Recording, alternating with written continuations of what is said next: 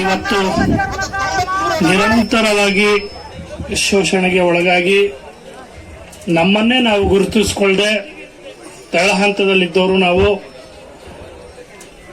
ನಮ್ಮ ಬೇಡಿಕೆಗಾಗಿ ಇವತ್ತು ಹೋರಾಟಕ್ಕೆ ಇಳಿದಿದ್ದೇವೆ. ಇದು ನಾವು ಹಿಂದೆನೇ ಇಳಿಬೇಕಾಗಿತ್ತು. ಈ ಹೋರಾಟಕ್ಕೆ ನಾವು ನಿರಂತರ ಹೋರಾಟ ಜನಪ್ರತಿನಿಧಿಗೆ ಕಂಡಿಲ್ಲ. ಚರ್ಮಕಾರರ ಅಂದ್ರೆ ಯಾರು ಅನ್ನೋ ಪರಿಸ್ಥಿತಿ ಉಂಟಾಗಿದೆ. ನಾವು ಯಾರು ಎಂಬುದನ್ನು ಅವ್ರಿಗೆ ತೋರಿಸಿದ್ರೆ, ನಮ್ಮ ಜನಸಂಖ್ಯೆ ಏನು ಎಂಬುದು ಅವ್ರಿಗೆ ತೋರಿಸಿದ್ರೆ, ನಮಗೆ ಏನೇನು ಸವಲತ್ತುಗಳು ಸಿಗ್ತವೆ ಅವನ್ನೆಲ್ಲ ನಮ್ಮ ಸವಲತ್ತುಗಳು ಬೇರೆಯವರ ಪಾಲಾಗ್ತಾ ಇದೆ. ನಾವು ಯಾರೆಂಬುದು ಗೊತ್ತಿಲ್ಲದಕ್ಕೆ ಈ ಪರಿಸ್ಥಿತಿ ಆಗಿರೋದು. ನಾವು ಹೆಮ್ಮೆಯಿಂದ ನಮ್ಮ ವೃತ್ತಿ ಏನ್ ಮಾಡ್ತಾ ಇದೀವೋ ಅದನ್ನ ಮನಸ್ಪೂರ್ವಕವಾಗಿ ನಾವು ಹೇಳಬೇಕು. ಚಮ್ಮಾರರು ಚರ್ಮದ ಕೆಲಸ ಮಾಡ್ತಾ ಇದೀವಿ, ಡೋರ್ರು ಈ ರೀತಿ ಹೇಳಿದಾಗ ನಮ್ಮ ಜನಸಂಖ್ಯೆಗಳು ಆಲ್ಮೋಸ್ಟ್ ಹೆಚ್ಚಿಗೆ ಆಗತ್ತೆ. ಮೊನ್ನೆ ನಡೆದಂತಹ ಕಾಟು ಜನ ತಮ್ಮ ಜಾತಿ ಅಂಕಿ ಸಂಖ್ಯೆನೇ ಹೇಳಲಿಲ್ಲ. ನಮ್ಮ ಚರ್ಮ ಸಂಖ್ಯೆನೇ ಕಡಿಮೆ ಆಯ್ತು, ಕಡಿಮೆ ಸಂಖ್ಯೆನೇ ಆಗೋಗ್ಬಿಡ್ತು. ಈಗ ನೆಕ್ಸ್ಟ್ ಜನಗಣತಿ ಬರ್ತಾ ಇದೆ. ಕೇಂದ್ರ ಸರ್ಕಾರದ ಜಾತಿ ಗಣತಿ ಮತ್ತೆ ಜನಗಣತಿ ಎರಡೂ ಬರ್ತಾ ಇದೆ. ನೀವು ಅದರಲ್ಲಿ ಪರ್ಟಿಕ್ಯುಲರ್ ಆಗಿ ನಿಮ್ಮ ಜಾತಿ ಮತ್ತೆ ಸಂಖ್ಯೆಗಳನ್ನು ನಮೂದಿಸಿದಲ್ಲಿ ಅದರಲ್ಲಿ ಎಷ್ಟು ಜನ ಇದ್ದಾರೆ ಕೇಂದ್ರ ಸುಪ್ರೀಂ ಕೋರ್ಟೇ ಹೇಳಿದೆ. 1/8/2023 ಹೇಳಿದೆ. ವರ್ಗೀಕರಣ ಮಾಡಿ ಯಾರು ಶೋಷಿತ ವರ್ಗದವರಿದ್ದಾರೋ ಆ ವರ್ಗಕ್ಕೆ ಸೌಲಭ್ಯಗಳು ದೊರಕಬೇಕು ಅಂತ. ಇಷ್ಟು ದಿನ ನಾವು SC ಅಂತ ಹೇಳಿದ್ವಿ. SC ಒಳಗೆ ಯಾರು ಅನುಕೂಲ ಪಡಿತಾ ಹೋದ್ರು ಅವರೇ ಪಡಿತಾ ಹೋದ್ರು. ನಿಜವಾದ ಶೋಷಿತ ವರ್ಗದವ್ರು ನಾವೆಲ್ಲಿದ್ವೋ ನಾವು ಅಲ್ಲೇ ಇದೀವಿ. ಇನ್ನೂ ಫುಟ್ಪಾತ್ ನಲ್ಲಿ, ಇನ್ನೂ ಉರಿ ಬಿಸಿಲಿನಲ್ಲಿ ಒಂದು ಛತ್ರಿ ಸುಧಾ ಇಲ್ಲ. ಆ ಛತ್ರಿ ಸುಧಾ ಇಲ್ಲದೆ ಪಾದರಕ್ಷೆಗಳನ್ನ ಸಾರ್ವಜನಿಕರಿಗೆ ನಾವು ಮಾಡಿಕೊಡ್ತಾ ಇದೀವಿ.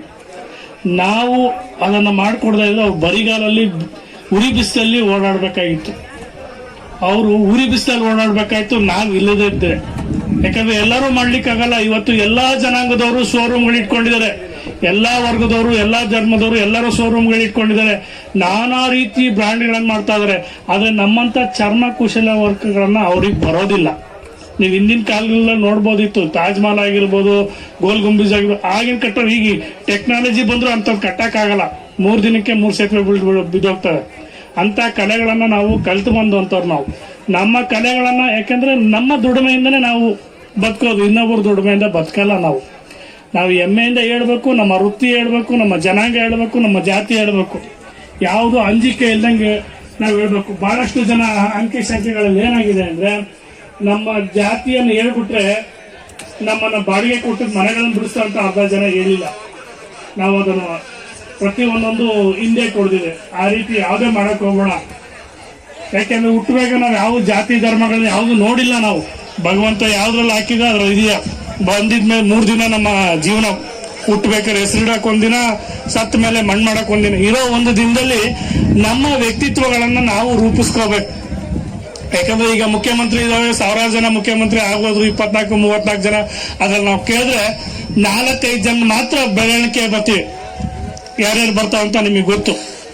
ಹಾಗೆ ಪ್ರಧಾನಮಂತ್ರಿಗಳದ್ದು ಯಾರು ಹೇಳ್ತಾರೆ, ಹಂಗೆ ಲಕ್ಷಾಂತರ ಜೀವಿಗಳಿದೆ. ನಮ್ಮನ್ನ ನಾವು ಸಮಾಜಕ್ಕೆ ನಾವು ತೊಡಗಿಸ್ಕೋಬೇಕು. ಸಮಾಜಕ್ಕೆ ನಾವು ತೊಡಗಿಸ್ಕೊಂಡಾಗ ನಮ್ದು ಏನೇ ಒಂದಿದ್ರು ಒಂದು ಪಾಲಿಕೆಯನ್ನು ನಮ್ಮ ಸಮಾಜಕ್ಕೆ ಇಟ್ಟರೆ ನಾವು ಅಖಂಡ ಚರ್ಮಕಾರರ ಮಹಾಸಭಾ ಇದೆಯಲ್ಲ, ಅಖಂಡವಾಗಿ ಬೆಳಿತೀವಿ. ಬೆಳೆದಾಗ ನಮ್ಮ ಸವಲತ್ತುಗಳನ್ನು ನಾವಾಗಿ ಸಚಿವರಿಗೆ ಹೋಗಿ ಕೊಡೋದು ಅವಶ್ಯಕತೆ ಇಲ್ಲ. ನಮ್ದು ಏನಾಯ್ತು ಅಂದ್ರೆ ನಾವು ನಿರಂತರವಾಗಿ ವಿಧಾನಸೌಧಕ್ಕೆ ಹೋಗಿ ನಮ್ಮ ಮನವಿಗಳನ್ನ ಕೊಡ್ತಾ ಇದೀವಿ. ನೀವ್ ಯಾರು ಅಂತ ಸಚಿವರಿಗೆ ಕೇಳೋ ಪರಿಸ್ಥಿತಿ ಬಂದಿದೆ. ನಿಮ್ಮೆಲ್ಲೆಲ್ಲೂ ನೋಡೇ ಇಲ್ಲಲ್ಲ. ನಾವೇನ್ ಮಾಡ್ತಾ ಇದೀವಿ ಅಂದ್ರೆ, ಕೆಲವು ಜನಕ್ಕೆ ಕೇಳಿದ್ರೆ ಅವತ್ತೇ ದುಡ್ದು ಅವತ್ತೇ ತಿನ್ನೋಂತ ಪರಿಸ್ಥಿತಿ ನಮ್ಮಲ್ಲಿ ಇದೆ. ಕೆಲವು ಜನ ಉದ್ಯೋಗದಲ್ಲಿದ್ದಾರೆ, ಕೆಲವು ಜನ ವ್ಯವಸಾಯ ಮಾಡ್ಕೊಂಡಿದ್ದಾರೆ. ಯಾಕಂದ್ರೆ ಮಳೆ ಬಂದ್ರೆ ಬೆಳೆ. ಇಂಥ ಮೂವ್ಮೆಂಟ್ ಅಲ್ಲಿ ಅವ್ರಿಗೆ ಬರ್ಲಿಕ್ಕಾಗಲ್ಲ. ಈಗ ವಿದ್ಯಾವಂತರವ್ರಿಗೆ ಇವರಿಗೆಲ್ಲ ಆಲ್ಮೋಸ್ಟ್ ಇದೇ ಇದೆ. ಆ ಸವಲತ್ತುಗಳು ಏನ್ ಸಿಗ್ಬೇಕು ಅಂದ್ರೆ, ನಮಗೆ IAS KS ಇವಕ್ಕೆಲ್ಲ ಮಾಡಬೇಕು ಅಂದ್ರೆ ಸರ್ಕಾರದ ಯೋಜನೆಗಳು ಇವ್ರಿಗೆ ಇರಬೇಕು. ಪ್ರತಿ ಒಂದೊಂದು ನಮಗೆ ತಲುಪಬೇಕು. ಅದು ಯಾರು ಮಾಡಬೇಕು ಅಂದ್ರೆ, ನಮ್ಮಲ್ಲಿ ವಿದ್ಯಾಭ್ಯಾಸ ಮಾಡಿದಂತಹ ಹಿರಿಯರು, ತಜ್ಞರು, ಚಿಂತಕರು, ಇವರ ಮಾರ್ಗದರ್ಶನದಲ್ಲಿ ಏನು ಇದಾರೋ ಅದರಲ್ಲಿ ನಾವು ನವ ಯುವಕರು ಏನಿದೀವೋ ನಾವೆಲ್ಲ ಅವ್ರಿಗೆ ಕೈ ಬಲಪಡಿಸಿದ್ರೆ ಸಮಸ್ತ ಕರ್ನಾಟಕದಲ್ಲಿ ನಾವು ನಮ್ಮ ಛಾಪನ್ನ ಮೂಡಿಸಬಹುದು. ಈಗ ಮುಂದಿನ ದಿನದಲ್ಲಿ ಈಗ ನೋಡಿ, ಇದು ಎರಡನೇ ನಾವು ಈ ಸಭೆ ಮಾಡ್ತಾ ಇರೋದು. ಇಷ್ಟು ದಿನ ನಾವು ಮಾಡ್ತಾ ಇರ್ಲಿಲ್ಲ. ಈಗ ಅರ್ಧ ಜನಕ್ಕೆ ಗೊತ್ತಾಗಿದೆ ಚರ್ಮಕಾರರು ಯಾರು ಅಂದ್ರೆ ಇಡೀ ಜಿಲ್ಲೆಗಳೆಲ್ಲ ಪ್ರತಿಯೊಬ್ಬೊಬ್ರು ಕೊಡ್ತಿದೆ. ಗೂಗಲ್ ಅಲ್ಲಿ ಹುಡುಕಿದ್ರೆ ಸಾಕು ಇವ್ರು ಚರ್ಮಕಾರರು, ಡೋರ್ ಯಾರು, ಮಚ್ಚಿಗೆಯಾರು ಯಾರು ಅಂತ ಹೇಳ್ತಾರೆ. ಇವ್ರು ಯಾರು ಅಲ್ಲ, ನಾವೆಲ್ಲ ಒಂದೇ ತಾಯಿಯ ಅಣ್ಣ ತಮ್ಮಂದ ಅಕ್ಕ ತಂಗಿಯರ ಮಕ್ಕಳು. ಯಾಕೆಂದ್ರೆ ನಮ್ಮ ಶಿವಮೊಗ್ಗದಲ್ಲಿ ಏನಂತಾರೆ ಅಂದ್ರೆ ಅವರಿಗೆ ಎಲ್ಲಪ್ಪನಿಗೆ ವೈ ಬರಿದೆ ಎ ಬರೀತಾರೆ, ಎಲ್ಲಪ್ಪ ಅಂತ ಎ ಬರೀತಾರೆ, ಎಲ್ಲಪ್ಪ ಅಂತ ಎಲ್ಲಿ ಬರೀತಾರೆ. ಅವಾಗ ಅಷ್ಟು ವಿದ್ಯಾಭ್ಯಾಸ ಇರಲಿಲ್ಲ. ಈಗ ಇಂಗ್ಲಿಷ್ ಟೆಕ್ನಾಲಜಿ ಅವು ಕರ್ತಿದ್ರೆ ಎಲ್ಲಪ್ಪ ಅನ್ನೋದಕ್ಕೆ ವೈ ಆಗ್ತಾ ಇದಾರೆ. ನಮ್ಮನ್ನ ಅಲ್ಲಿ ಮೋಚಿ ಅಂತ ಹಾಕ್ತಿದ್ರು. ಇಲ್ಲಿ ಏನಾಗ್ತಾ ಇದಾರೆ, ಹಿಂದೂ ಸಂಘ ಅಂತ ಹುಬ್ಳಿ ಧಾರವಾಡಗಳಲ್ಲಿ ಹಿಂದೂ ಸಂಘಾರ ಅಂತ ಹಾಕ್ತಾರೆ, ಈ ಕಡೆ ಚಾಂಬರ್ ಅಂತ ಹಾಕ್ತಾರೆ. ಬಟ್ ನಾವೆಲ್ಲ ದೊಡ್ಡಪ್ಪ ಚಿಕ್ಕಪ್ಪ ಒಂದೇ ಸಹೋದರರು, ಅಣ್ಣ ತಮ್ಮ. ನನ್ನ ಬೆಳಗಾಂಗಳೆಲ್ಲ ನನ್ನ ತಂಗಿಯರಿಗೆಲ್ಲ ಕೊಟ್ಟಿದ್ದೀನಿ, ಪೂನಾಗೆಲ್ಲ ಕೊಟ್ಟಿದ್ದೀನಿ, ನನ್ನ ಅಕ್ಕಂದ್ರಿಗೆ ಕೊಟ್ಟಿದ್ದೀನಿ, ಈಗೆಲ್ಲ ಇದೀವಿ. ಬಟ್ ನಮ್ಮನ್ನೇ ನಾವು ಒಬ್ರಿಗೊಬ್ರು ಸಭೆ ಸೇರಿದ್ರೆ ನಾವ್ ಯಾರು ಅನ್ನೋದು ಗೊತ್ತಾಗ್ತಿಲ್ಲ. ಯಾಕಂದ್ರೆ ಈಗಿನ ಪರಿಸ್ಥಿತಿ ಏನಾಗಿದ್ರೆ, ಮೊದ್ಲಾದ್ರೆ ಒಂದು ಪುಟ್ಟಿಯನ್ನ ತಗೊಂಡೋಗಿ ಮನೆ ಮಂದಿ ಎಲ್ಲ ಒಟ್ಟಿಗೆ ಹೋಗ್ತಿದ್ವಿ ನಾವೆಲ್ಲ, ಕುಟುಂಬ ಇರ್ತೀವಿ. ಈಗಿನ ಮಕ್ಳು ವಿದ್ಯಾಭ್ಯಾಸ ನಾ ಬರಲ್ಲ ಅಂತ ಹೇಳ್ತಾರೆ.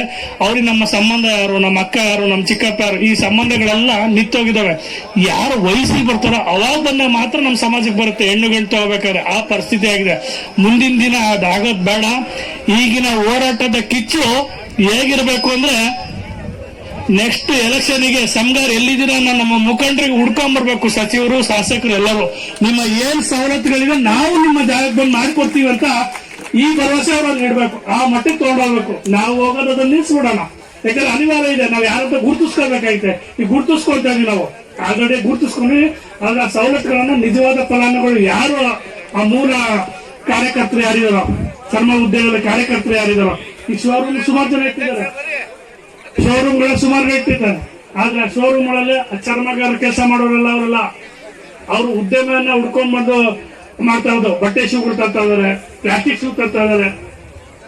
ಚರ್ಮ ಉದ್ಯೋಗ ನಾವ್ ಏನ್ ಮಾಡ್ತಾ ಇದ್ವಿ, ನಾವ್ ಯಾಕೆ ಈ ಜನಾಂಗದಲ್ಲಿ ಹುಟ್ಟಿದ್ವಿ ಅಂದ್ರೆ, ಕೆಲವು ಜನ ತಮ್ಮ ಜನಾಂಗದ ಹೆಸರೇ ಅಲ್ಲದೆ ಆ ವೃತ್ತಿಯನ್ನು ಬಿಟ್ಟಿರೋದ್ರಿಂದ ಎಲ್ಲ ಪ್ಲಾಸ್ಟಿಕ್ ಗಳನ್ನ ಹಾಕೊಂಡು ಅವ್ರ ಕಾಲ್ಗಳೆಲ್ಲ ಸೀಳಿ ರಕ್ತಗಳು ಸುರಿತಾ ಇದಾವೆ ಹೀಟ್ನೆಸ್ಸಿಗೆ, ಪ್ಲಾಸ್ಟಿಕ್ ಚಪ್ಪಲಿಗಳು ಹಾಕೊಂಡು. ಯಾಕಂದ್ರೆ ಚರ್ಮಗಳನ್ನು ಮಾಡೋರು ಯಾರು ಇಲ್ಲ, ಅದ ಕೆಲಸ ಮಾಡೋರು. ಈ ವೃತ್ತಿಯನ್ನ ಏನ್ ಸರ್ಕಾರ ಇದೆಯಾ ಗುರುತಿಸಬೇಕು. ಇದಕ್ಕೆ ನಾನಾ ರೀತಿ ಟೆಕ್ನಿಕಲ್ ಬಂದಿದಾವೆ, ಯಂತ್ರಗಳು ಬಂದಿದೆ. ಅದನ್ನ ಈ ವೃತ್ತಿ ಕೆಲಸ ಮಾಡುವಂತಹ ನಮ್ ಏನಿದೆ ಚರ್ಮಶಿಲ್ಪಿಗಳಿದೀವೋ ನಾವು, ನಮ್ಮನ್ನ ಗುರುತಿಸ್ಕೊಟ್ಟಾಗ ಆಟೋಮೆಟಿಕ್ಲಿ ಸಮಾಜ ಸುಧಾರಣೆ ಆಗತ್ತೆ. ಆಮೇಲೆ ಎಲ್ಲರಿಗೂ ಆರೋಗ್ಯ ದೃಷ್ಟಿಯಿಂದ ಸರಿಯಾಗಿರತ್ತೆ.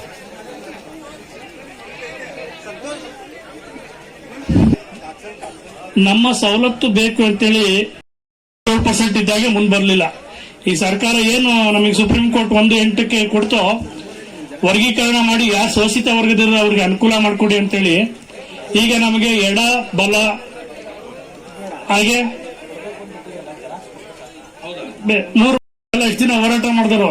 ದೊಡ್ಡನಿಗೆ ಮನೆ ಕೊಟ್ರೆ ಸಣ್ಣನಿಗೆ ಅಂಗಡಿ ಕೊಡ್ತಾರೆ, ಸಣ್ಣ ಮಗನಿಗೆ ಹೊಲ ಗದ್ದೆ ಕೊಡ್ತಾರೆ. ಹಂಗೆ ನಾವೆಲ್ಲ ಅಣ್ಣ ತಮ್ಮರೆ ಶೋಷಿತ ವರ್ಗದಿಂದ ಬಂದವರೇ ನಾವು.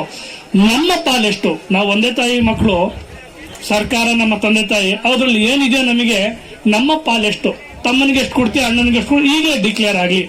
ನಮ್ಮ ಪಾಲೆಷ್ಟು? ನಾವು ಯಾರಿಗೂ ದೋಷಿಸ್ತಾ ಇಲ್ಲ. ನಮ್ಮ ಪಾಲನ್ನ ನಮಗೆ ಕೊಡಿ. ಮುಂದಿನ ಜನಾಂಗದವ್ರು ಈಗಿರ್ತೀರ ನಾವು.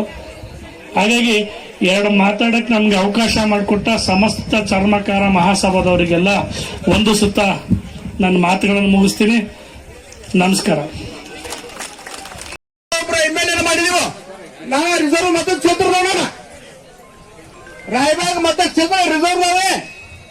ಏನು ನಮ್ಮ ಬಾಬು ಜಗಜೀವನ್ ರಾಮ ನಿಗಮ ಅಂತ ಮಾಡಿದಿರಿಲ್ಲ.